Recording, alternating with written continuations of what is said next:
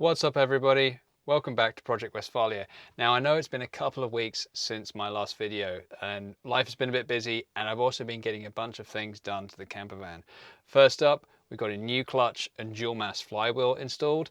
The main reason I did that, it was starting to feel like the clutch was slipping a bit and it was a little bit hard to shift into gear. So it kind of made sense to bite the bullet, get it done before it started to fail. The other thing that we got done was to get the timing belt done. Now, it wasn't strictly necessary, but I couldn't really see it being changed in any of the history. And there was a sticker in the engine bay that said it had been done, say, I think it was 2016. So if that was the last time it was done, it was definitely overdue. But the previous owner said he had had it done, but I couldn't find any evidence. Now, when it comes to things like timing belts, when they go, you know, and you know it will be expensive. So it made sense to get it done at the same time. Now, when the clutch came off, the actual clutch itself was fine, but the dual mass flywheel looked really worn, which is probably why some of the shifts and certainly why some of the clutch pedal feel wasn't exactly as it should be. I'm happy to say now that it feels really good. There's still no fast drive. Unfortunately, this is still a big heavy van, but at least that clutch and flywheel is 100% solid. Same thing with the timing belt. I now know it's been done, which is a huge relief, and means in conjunction with the service that I also paid for at the same time, means that this van is, touch wood, ready to go for this year and many years to come, because those are some big ticket items, which means we can move on to some more exciting stuff, namely improving the audio. Let's get cracking.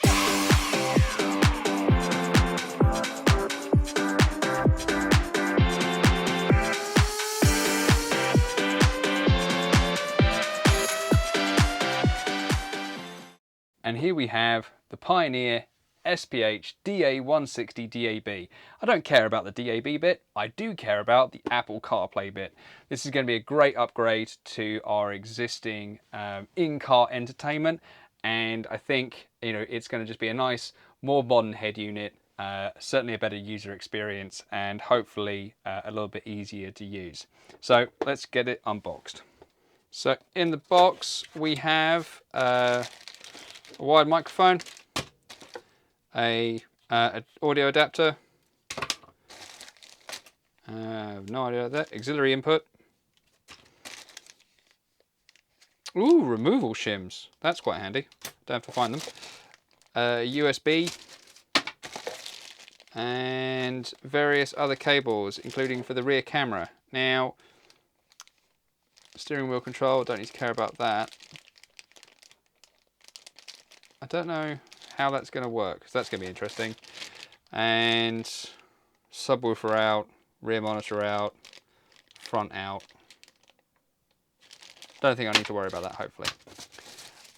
The surround, screws. Ooh, an instruction manual. Probably should read that. Is this warning, danger of death? No, this is just something to do about DAB. Warranty certificate, I'm sure that's worth absolutely nothing. And then we have the unit itself. I'm going to need two hands to get this out. So, okay. Ooh, that sounded expensive. All right, and here we go. A fairly generic black screen, but it is a bigger screen. Hopefully it fits. Let's see. So we've got these shims, and then these are supposed to slide in somehow. Now, I've got a long drive tomorrow in the camper van, so ideally I don't want to break this unit, just in case the other one doesn't fit or something. It feels like it wants to come out, so I think it's just about gently persuading it without breaking it.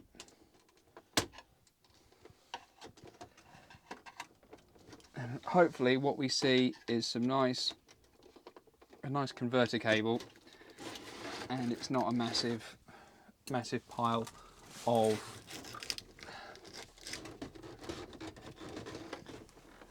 on the back of the unit. It looks very similar, I think. So it certainly has, this also has these sorts of connectors. The video connector, I think, is also the same. So it'll now just be a case of pulling it out, and fingers crossed, it should just be the same sort of fit. So this is the rear of the old stereo. Some of it's the same, some of it's different. And just need to figure out where the camera goes. I think that's the only thing I'm a bit confused about right now. But hopefully one of those adapters should fit, and we should be okay. For speed, I'm trying to reuse as much as I can from the previous install. Mainly because they're both Pioneer head units, so they should be vaguely similar in the way the cage goes on. So I removed these plates with some form of like securing shim on them. So I now just need to install them on the new one, which hopefully should be pretty good. So just need to find, there we go, that feels pretty good.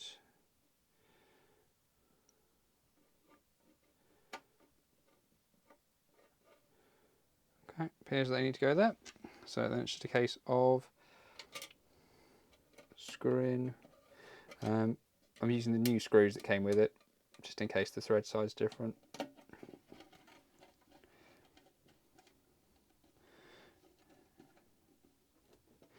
Now I would like to cross angle it, but I can't seem to make the plate fit that way.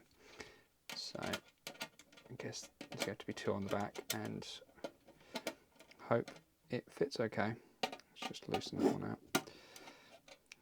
Just to help this one go in a little bit squarer.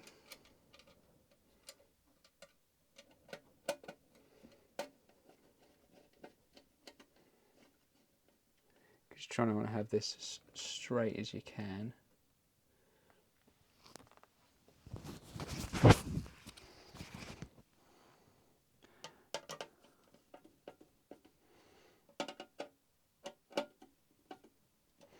And then it's the same on the other side.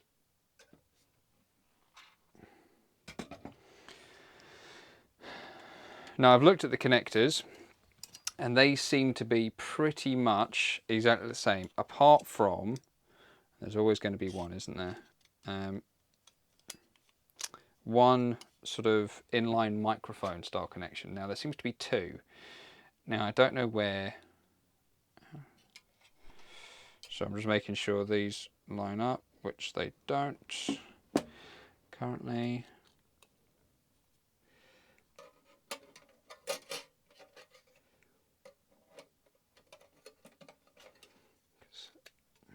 How many are we in?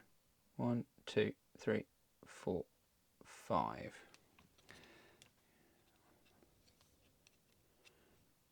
2, 3.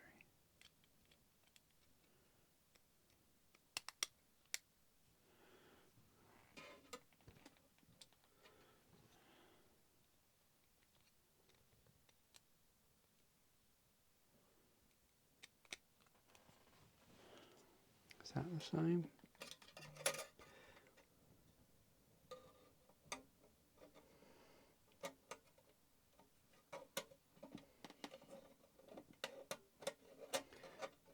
That's not particularly scientific, but it will do for now. So I need to put the shim on, line it up,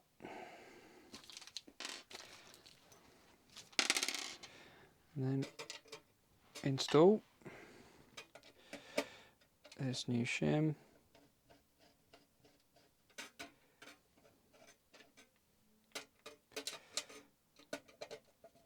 And then I guess it's going to be a case of just testing things out, see what works, see what doesn't. It's a shame that it doesn't have the exact same connectors for things like the reversing camera. So I'm wondering if that second line in is from the reversing camera for the audio. Now that's going to be an interesting one to test, but this is now installed, so now it's a case of just connecting things up, and we'll just see what works. Alright, let's try connecting up what we can connect. I don't need to worry about the microphone, do need to worry about this adapter.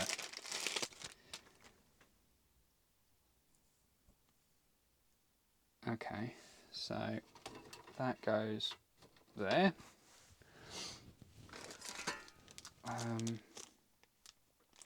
Do I care about auxiliary in? No, because most things connect with Bluetooth, so that's that. And then it's just a case of connecting up what we can see. So we've got the main loom, which thankfully looks to be exactly the same. Got some dodgy wiring here. I don't know what that is or what that goes to. I love second-hand cars sometimes because you have to try and unpick the brain farts of the previous owner. So we've got the USB socket here. Ooh, wow, that's a big cable. Okay, so we've found the. Let's get you a better view. So we've got a microphone by the looks of it, a USB, the reversing camera loom, and that audio goes to this mysterious cylinder. God knows what that does. Main loom. Ooh, that's 2-pole. I don't know what that could be. What's 2-pole and is taped into the main loom? Is it actually a proper wire, or has it just been bodged in afterwards? Yeah, we've got a bit of a mystery on our hands, folks.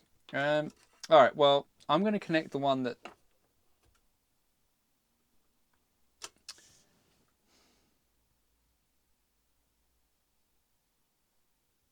What could that one be? So if that's the audio from the reversing camera, what am I going to plug that into? Because, yeah, if that's the audio for the reversing camera, I don't have currently, because if we look at the old one, you can see, where is it? Yeah, here, there is 2. One for a microphone, and then one for WR.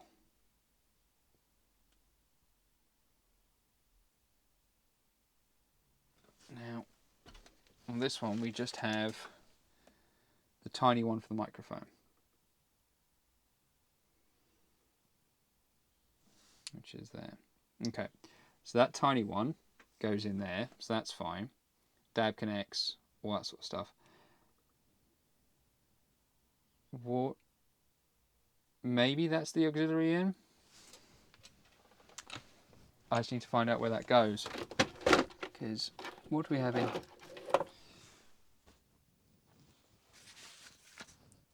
Looking through this manual, if you can call it such a thing, it's 9 pages. There's nothing really that indicates what the other cable could be.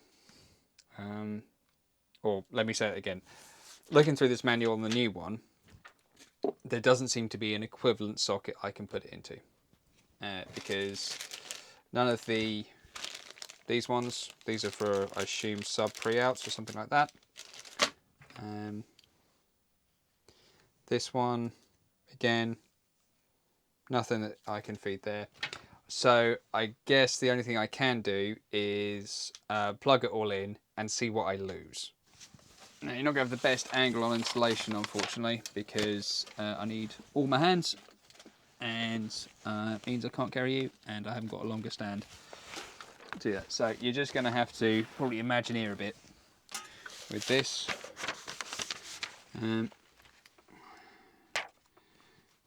But let's plug this one in.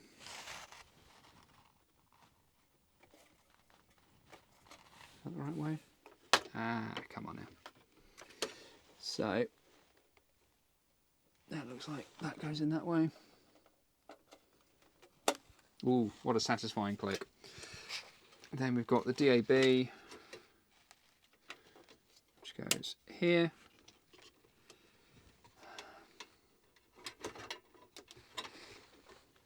The USB, which, considering the length of the cable, barely stretches. I'll worry that afterwards.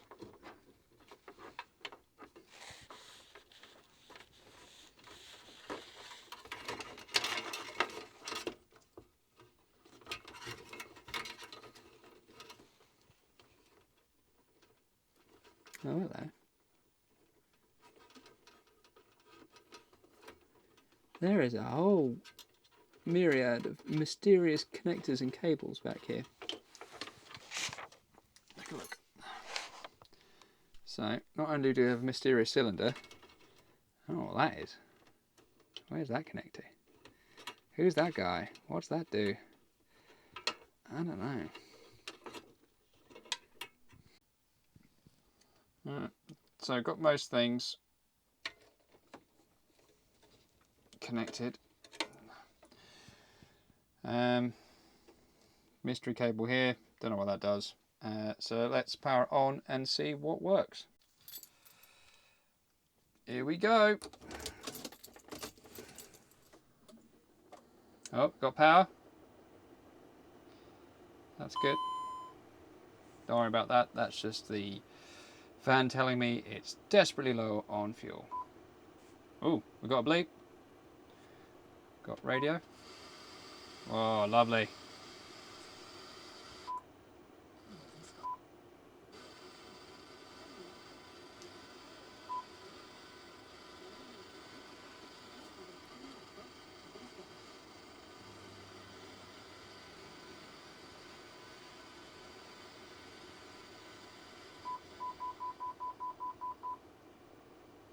Okay, so at least that works.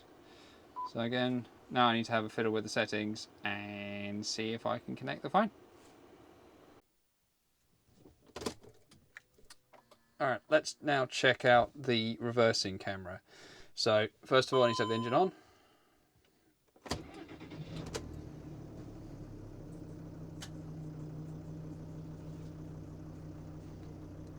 Apply a little security stuff. And then put the car into reverse and see what happens. Hey! We've got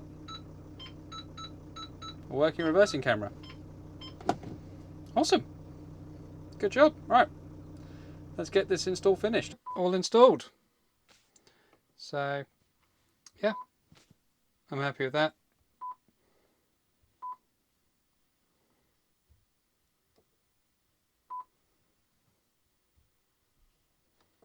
Don't know what that does.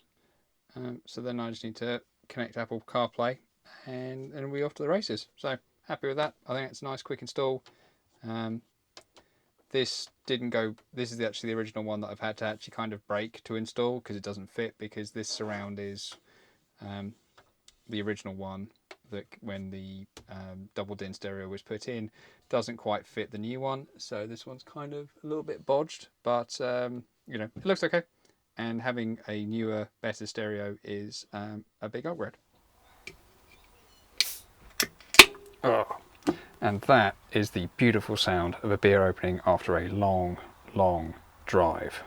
So we got here in the end, about sort of 2 hours, 3 hours later than we planned. We got stuck in the most hellacious traffic on the M25, about sort of 2 hours, 2 lanes closed.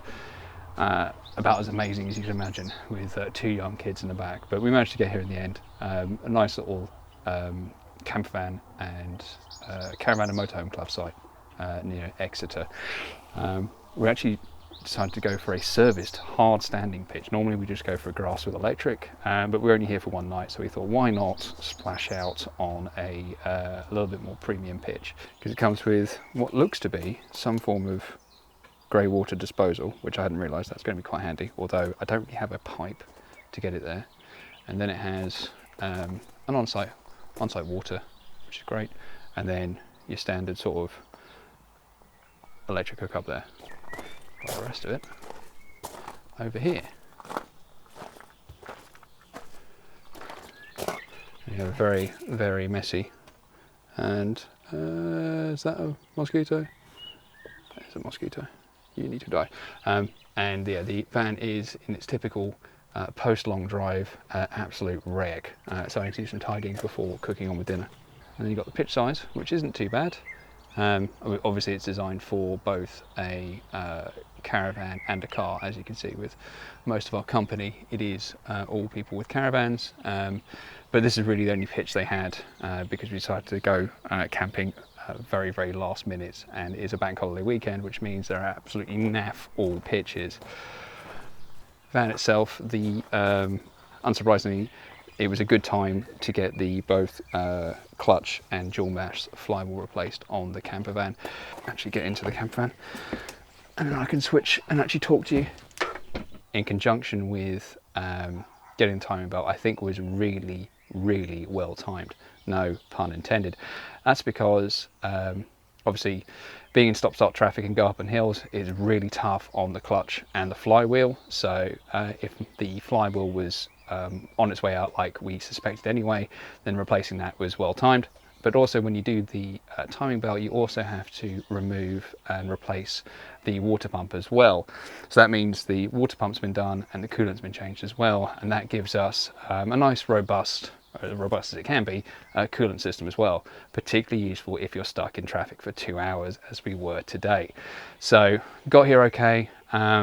This thing is not great up hills. Even with 6 gears, you're gonna have to do a lot of work to make sure that you're able to progress up a hill at a decent speed. We may need to start thinking about a remap, I suspect, but I'm going to drive it for a couple more months before I make that decision, because a remap can also mean a rebuild of an engine. So I want to make sure that the rest of the actual engine is strong and ready to be able to take that increased sort of power going through it. Plan for now, I need to get the kids fed. I hear them playing somewhere in a play park. I didn't realise this place even had a playground, so fantastic. Not all caravan and camping sites, and certainly not all camping and campervan sites, have a playground. So being able to have one locally is fantastic, because it means we can eject the kids to somewhere they've been, can have some fun, stretch their legs after a very, very long trip, and I get to do a little bit of filming. Everybody wins.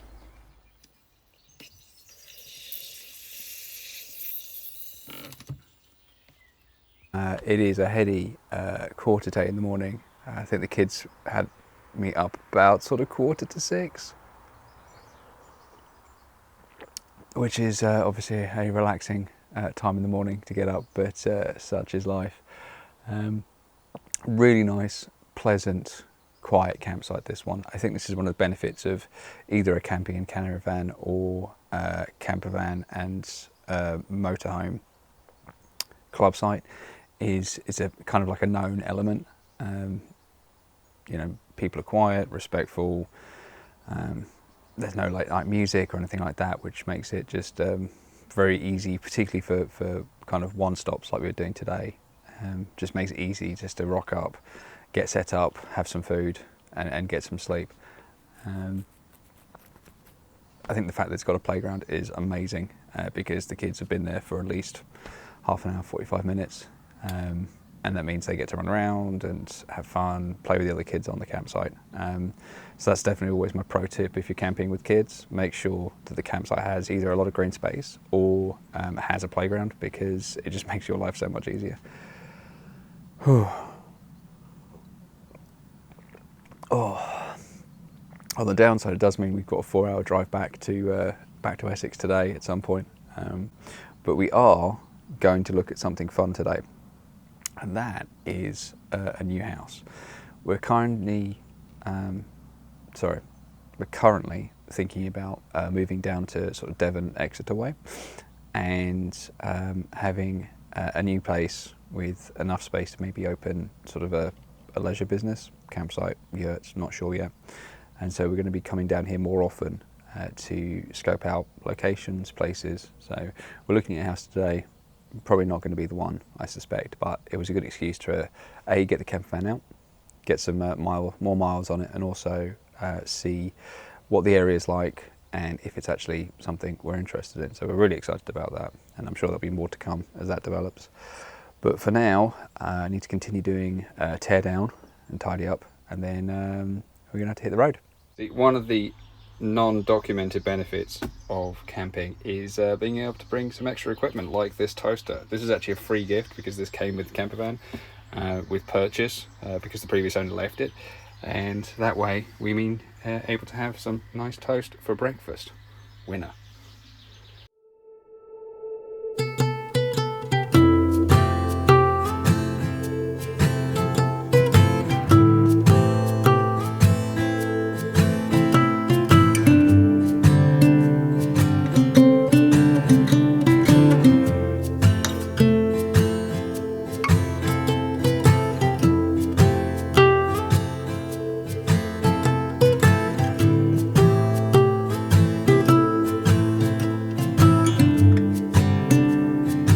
One cool thing I haven't talked about before is the easy access to things like grey and the fresh water tank, how to vent them. Because it's a club site, this obviously has a motorhome service point, which means you can easily sort of drain your tanks.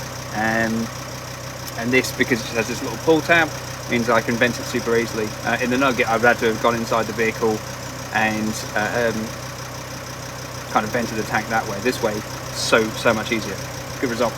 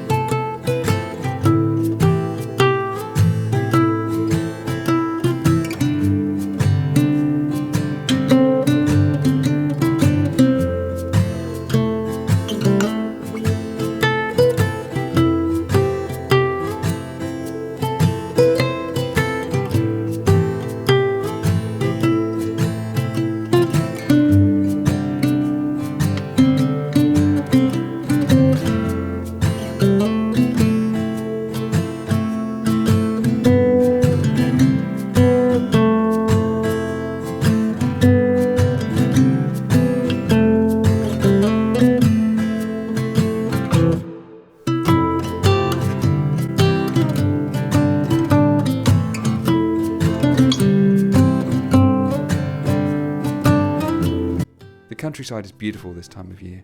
Rolling hills, fields full of growing crops and plenty of sunshine. And although our time in Exeter was brief, we'll surely be back soon.